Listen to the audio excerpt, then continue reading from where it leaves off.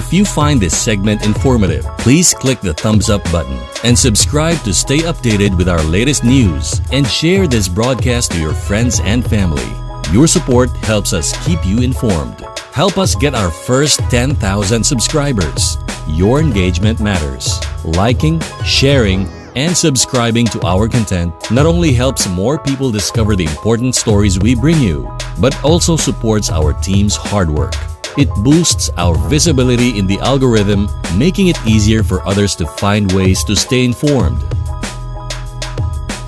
Thank you for being part of our community.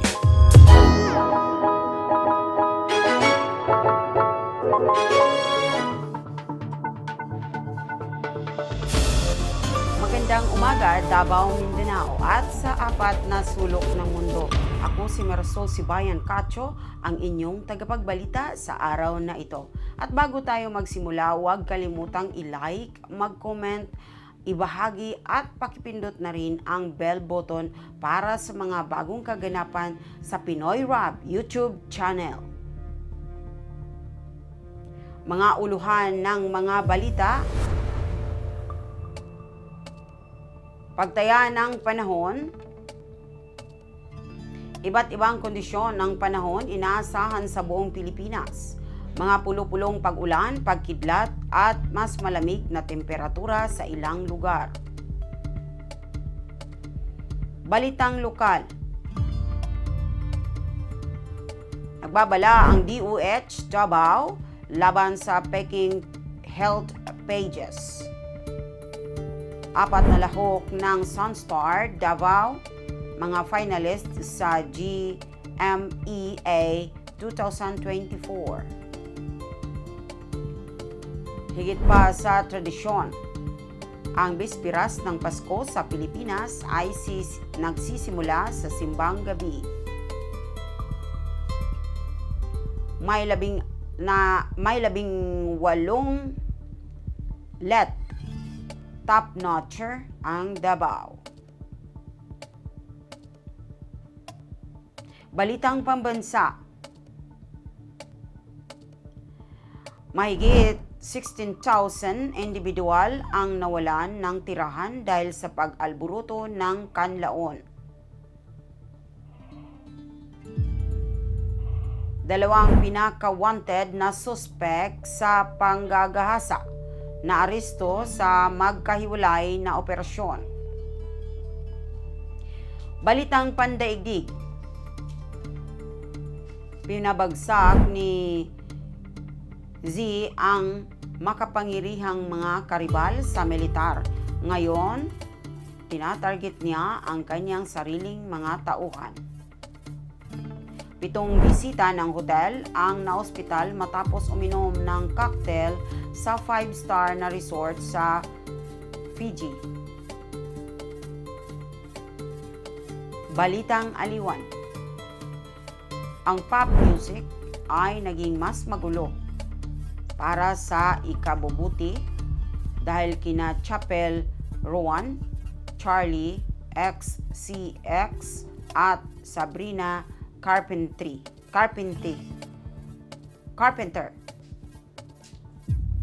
Sumali si Owen Wilson kay Travis Scott sa entablado sa Rolling Loud, ngunit hindi ito kasing weird ng inaakala mo.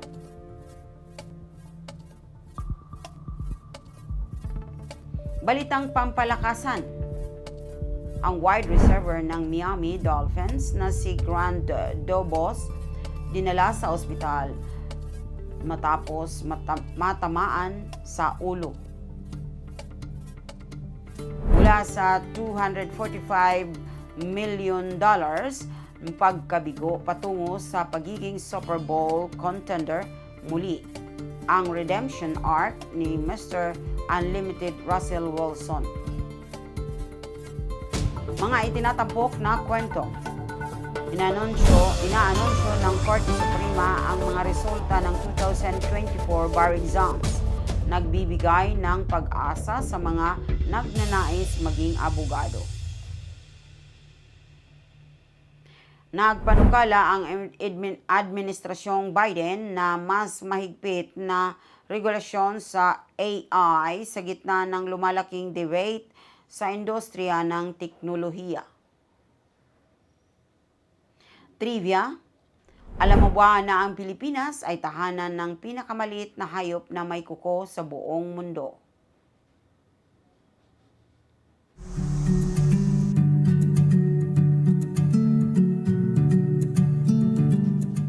Pagtaya ng panahon.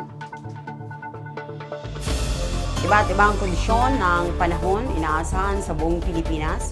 Mga pulupulong pag-ulan, pagkidlat, pagkulog at mas malamig na temperatura sa ilang lugar. Ang bansa ay makararanas ng iba't ibang kondisyon ng panahon. Ang Metro Manila at malaking bahagi ng Luzon ay magkakaroon ng bahagyang maulap hanggang maulap na kalangitan na may pulupulong pag-ulan, partikular tuwing hapon o gabi, dulot ng mga lokal na pagkulog, pagkidlat. Ang lungsod ng Baguio ay magiging mas malamig na may temperaturang mula 15 degrees Celsius hanggang 24 degrees Celsius at may bahagyang posibilidad ng pag-ulan sa Visayas at Mindanao, partikular sa Cagayan de Oro. Inaasahan ang maulap na kalangitan na may kalat-kalat na pag-ulan at pagkulog, pagkidlat dulot ng Intertropical Convergence Zone. Ang mga temperatura sa mga lugar na ito ay maglalaro sa pagitan ng 25 degrees at 32 degrees Celsius.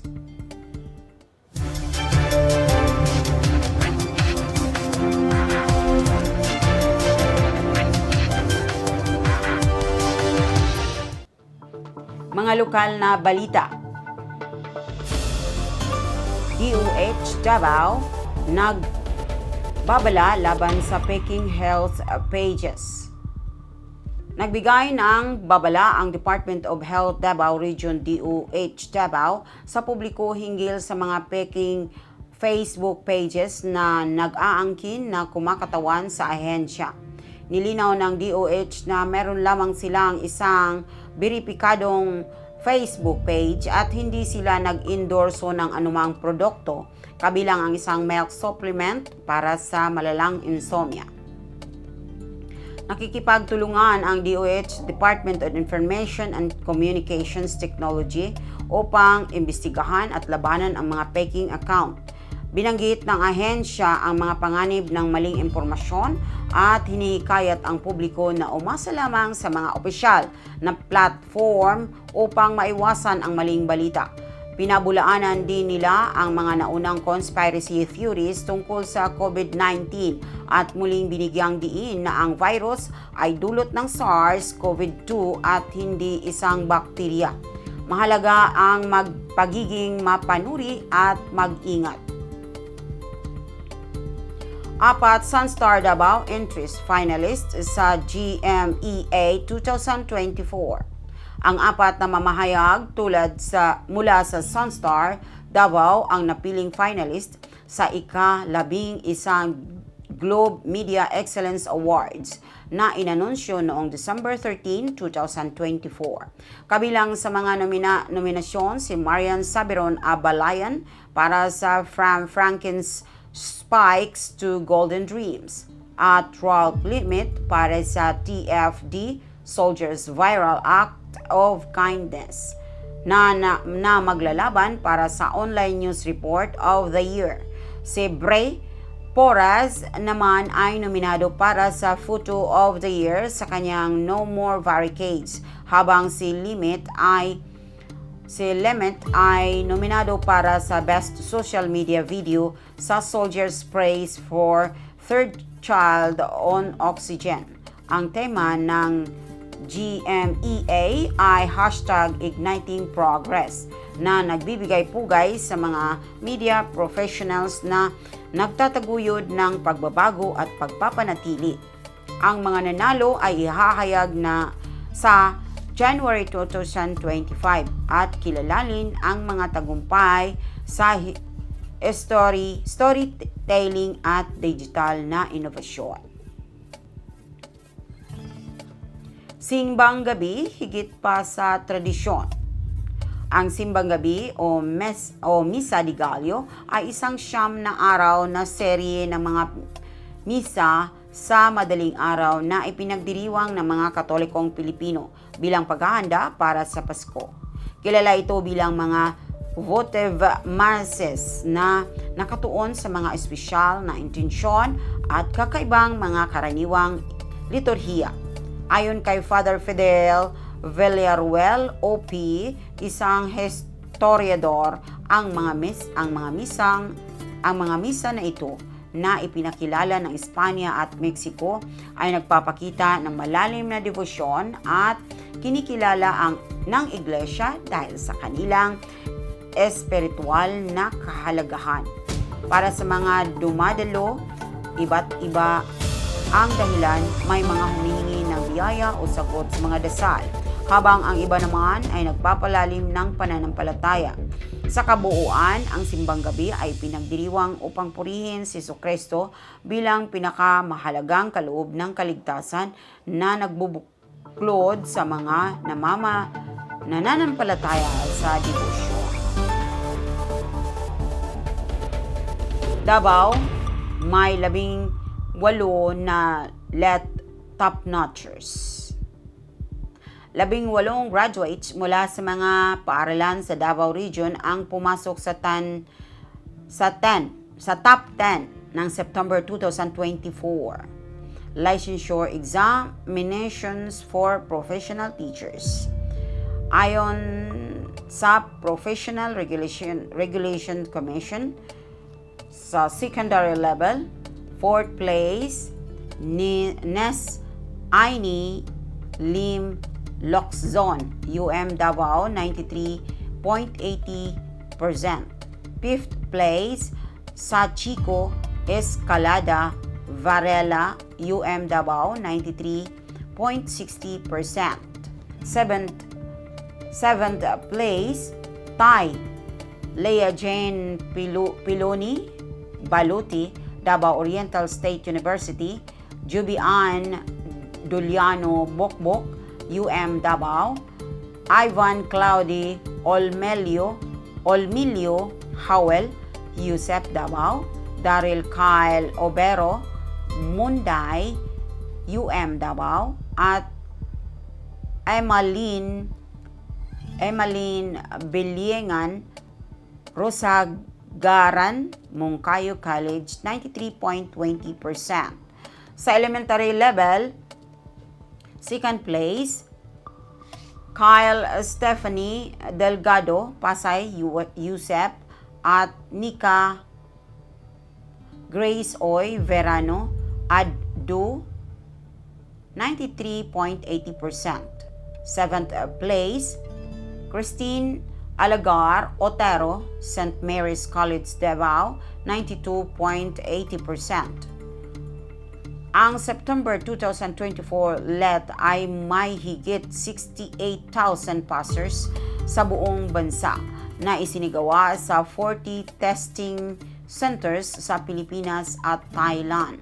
Patuloy na binibigyang diin ng PRC ang kahusayan ng mga guro mula sa iba't ibang rehiyon.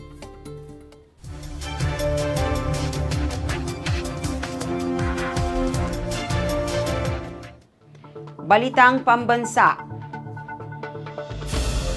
Higit sa 16,000 katao apektado ng pag-alburuto ng Bulkang Kanlaon.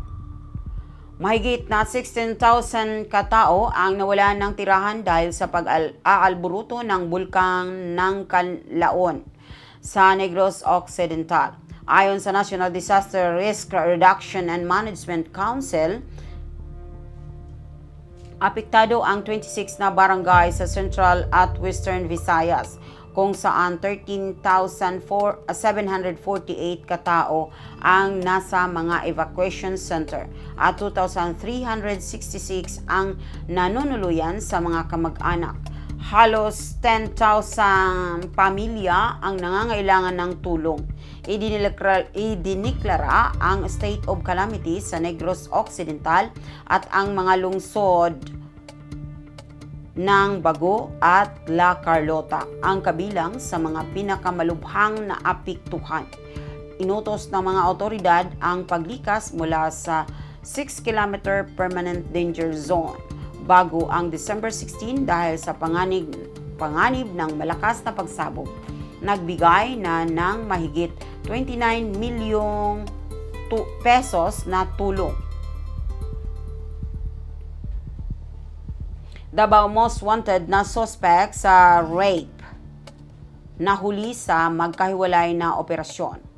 Nahuli ang ikapitong most wanted person ng Iloilo Province at na isang suspect mula sa Police Regional Office sa Calabarzon, Pro 4A sa magkahiwalay na operasyon noong December 11, 2024. Ang unang suspect na kilala bilang Mar ay inaristo sa Kalibog dahil sa kasong rape na walang piyansang itinakda.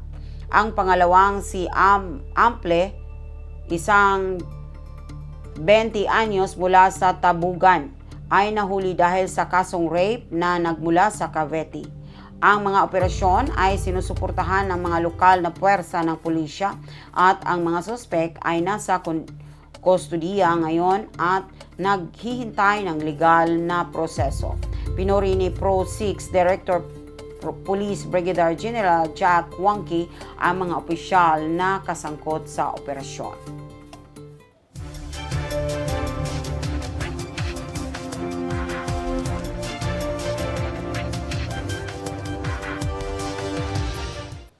Balitang pandaigdig. Si Jinping naglunsad ng paglilinis sa loob ng militar. Patuloy na isinisagawa ni Xi Jinping ang kanyang laban kontra katiwalian sa loob ng People's Liberation Army. Isang kung saan marami sa mga mataas na opisyal, kabilang ang ilan sa kanyang malalapit na proteges ang kanyang pinaalis. Kamakailan ipinatigil ni Admin Miao Hua, isang matagal ng kaalyado ni Xi at pinuno ng Political Work Department ng PLA dahil sa seryosong paglabag sa disiplina. Ang hakbang na ito ay nagbukas ng bagong yugto sa mas malawak na paglilinis ni Xi sa mga military figures na nagdudulot ng mga tanong tungkol sa tiwala ni Xi sa kanyang mga general. Tinutukoy nito na ang mga alalahanin tungkol sa loyalty ng mga mataas na komandante, lalo na sa mga plano ni Xi na i-modernize ang PLA. 7 bisita ng hotel, inatake ng sakit matapos uminom ng cocktail sa 5-star resort sa Fiji. 7 bisita ng isang 5-star resort sa Fiji ang dinala sa ospital matapos uminom ng mga cocktail. Ayon sa mga ulat, ang mga bisita ay nakaranas ng matinding sintomas tulad ng pagsusuka at panghihina. Ang insidente ay nangyari matapos silang uminom ng mga inihandang cocktails sa resort na naging sanhi ng kanilang pagkakasakit. Agad namang kumilos ang resort upang imbestigahan ang insidente at tiyakin ang kaligtasan ng kanilang mga bisita. Habang nagpapatuloy ang pagsusuri, pinayuhan ang mga bisita na maging maingat sa pag-inom ng mga inihandang inumin sa mga ganitong lugar upang maiwasan ang mga insidenteng tulad nito.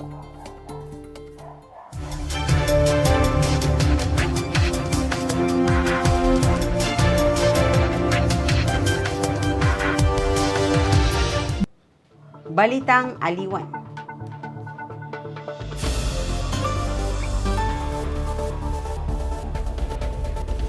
Pop music, mas magulo pero mas masaya dahil kay Chapel Rowan, Charlie XCX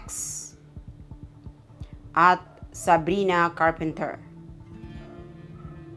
Ang pop music ay naging mas magulo pero mas masaya dahil sa mga artistang sina Chapel Rowan, Charlie XCX at Sabrina Carpenter. Ang tatlong mga awit ay nagdala ng mga bagong tunog at estilo sa industriya ng musika na nagbigay ng kakaibang tulay sa pop scene. Si Chapel Rowan ay kilala sa kanyang emotional at matapang na mga kanta, habang si Charlie XCX ay patuloy na nag-eksperimento sa electronic pop. Si Sabrina Carpenter naman ay naghatid ng fresh na tunog na may malalim na mensahe. Dahil sa kanilang mga kontribusyon, mas naging diverse at exciting ang pop music ngayon. Owen Wilson sumama sa stage ni Travis Scott sa Rolling Loud, pero hindi kasing weird ng inaakala mo.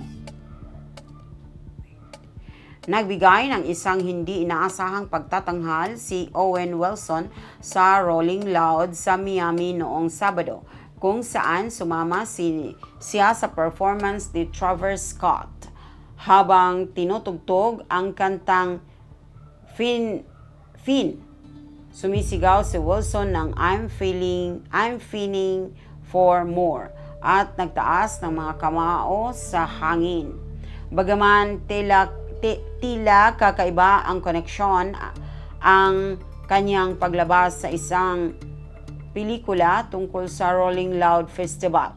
Ang pelikula, isang R-rated na komedya, ay tungkol sa isang mag-amang dumadalo sa festival at ipapalabas ito sa susunod na taon. Ang paglabas ni Wilson ay bahagi ng isang eksena sa pelikula.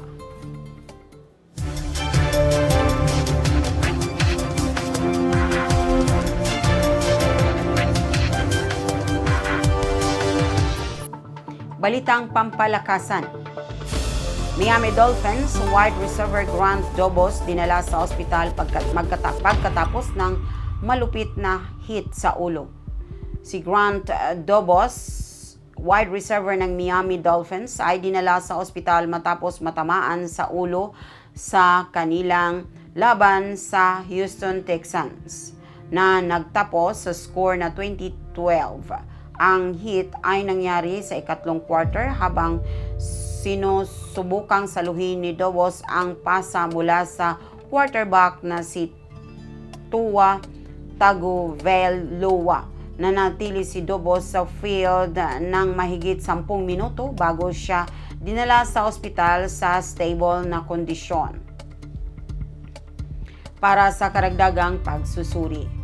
Ang rookie safety ng Texans na si Colin Bullock na tinatawag ng unnecessary roughness ay nagpakita ng pagsisisi at sinabi niyang wala siyang intensyon na saktan si Dobos. Ayon kay Dolphins coach Mike McDaniel, positibo ang resulta ng mga imaging ng ulo at leeg ni Dobos. Russell Wilson muling pagbangon mula sa pagkabigo sa Denver Broncos patungo sa pagkakaroon ng pag-asa sa Super Bowl. Matapos ang isang mabigat na karera sa Denver Broncos, tila tapos na ang NFL career ni Russell Wilson. Ngunit sa kanyang paglipat sa Pittsburgh Steelers noong 2024, muling nabuhay ang kanyang pag-asa. Nagsimula siyang bilang backup dahil sa injury, ngunit naging starter sa 7-week at pinangunahan ang Steelers sa isang 6-1 na record. Sa week 13, Nagtala siya ng 444 yards at 3 touchdowns sa panalo laban sa Bengals. Sa kabuuang 12 touchdowns at 3 interceptions sa 7 laro, nakamit ng Steelers ang playoff spot. Ang kanyang muling pag-angat ay nagbigay ng pag-asa sa Super Bowl at pinatunayan ang kanyang mga kritiko na mali.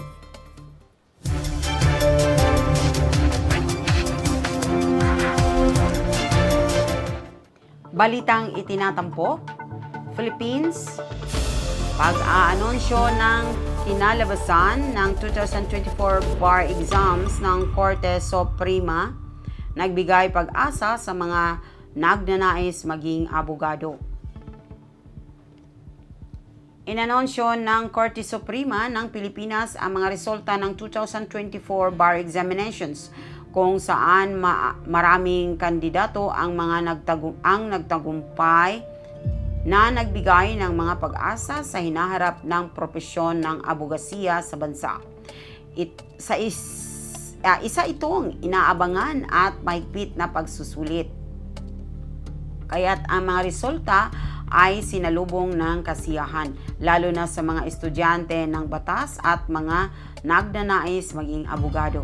Para sa kanila, ito ay isang mahalagang hakbang patungo sa kanilang tagumpay na larangan ng batas.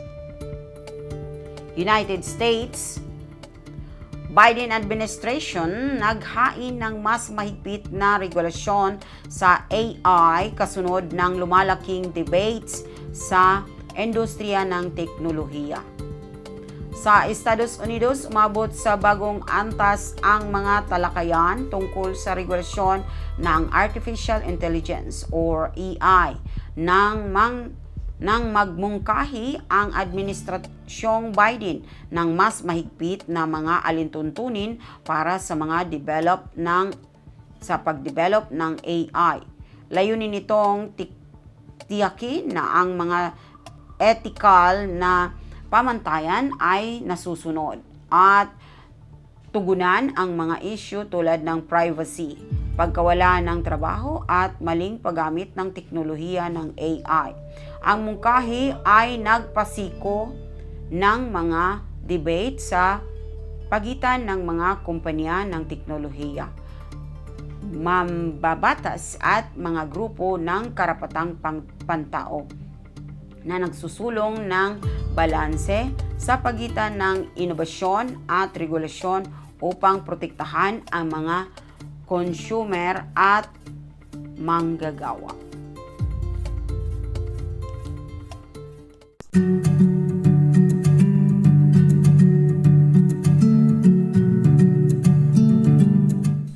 Trivia. Alam mo ba na ang Pilipinas ay tahanan ng pinakamaliit na hayop na may mga pangil? Ito ay ang Philippine mouse deer. Kilala rin bilang pilandok. May taas na 15.8 pulgada lamang sa balikat. Ang maliit na hayop na ito ay humahanga ang mga tao dahil sa kanyang maliliit na sukat. Isa itong simbolo ng mayamang biodiversity ng bansa at nagsisilbing paalala ng kakaibang mga hayop na matatagpuan sa Pilipinas. At yan ang mga balita sa araw na ito. Huwag kalimutang i-like, mag-komento at ibahagi ang bidyong ito. Muli, ito si Marisol Sibayan Cacho, nag-uulat. Magandang umaga, Davao!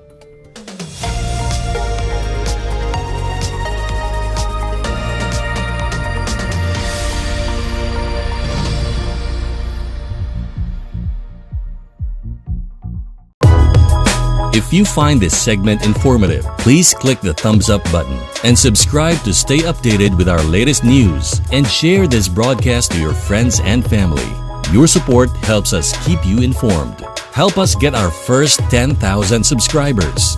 Your engagement matters. Liking, sharing, And subscribing to our content not only helps more people discover the important stories we bring you, but also supports our team's hard work.